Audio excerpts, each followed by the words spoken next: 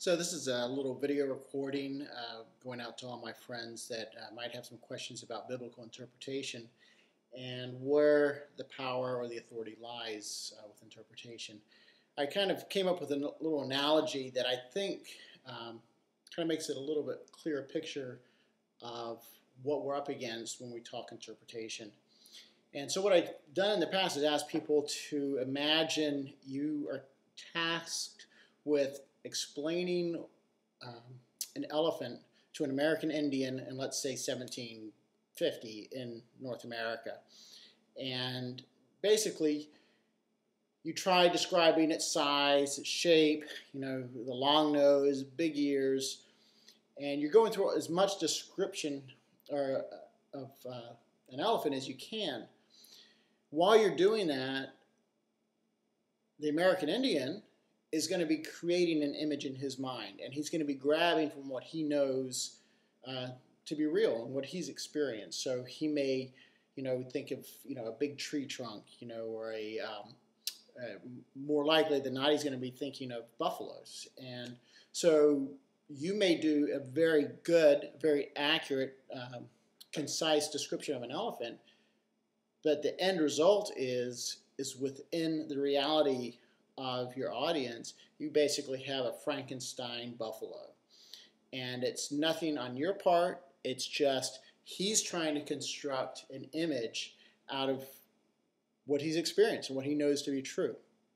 Now, let's just say, conversely, you go to Kenya and you're trying to do the exact same thing, and that would be to describe an elephant to someone who grew up in Kenya.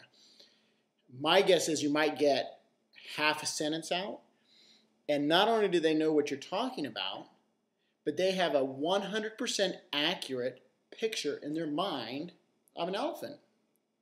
And it's not because your description was so precise, or you're eloquent enough to just spew it all out and it comes out and they get it. It's just that they've experienced elephants.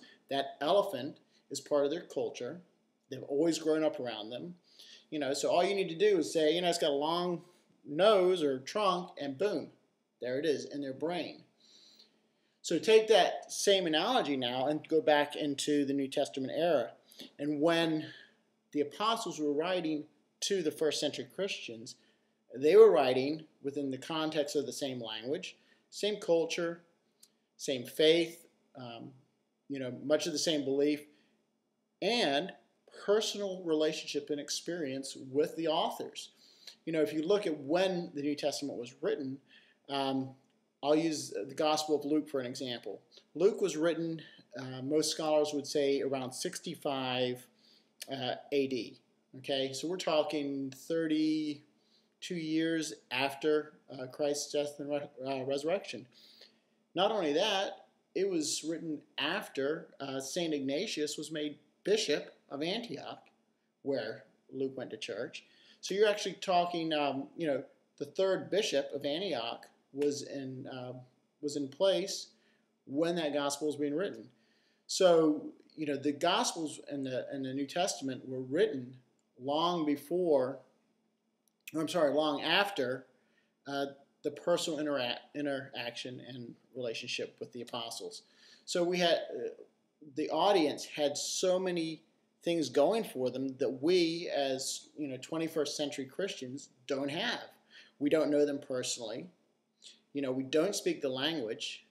We don't have the cultural context, and we don't have just the historical context. We have a very limited picture, and so for us to go back and read the scriptures, it's much like the American Indian trying to create in his mind what you're describing to him. We are going to pull from our experience what people have been told, told us, those relationships that affect us. The pastor that led us in Vacation Bible School when we were 9 years old.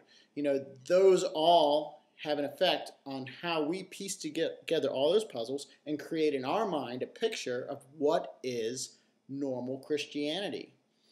And I think what's amazing about the time we live in is that now that so much of the source documents from the early church are now being translated from the Greek into the English, we can actually go back and look and see and gain a much clearer picture of what those first century Christians were doing. And, that's what I did, and I was totally surprised. And, when you come to a point where you say, okay, my picture of normal Christianity or safe Christianity, I think that's what it really boils down to, what we feel safe with.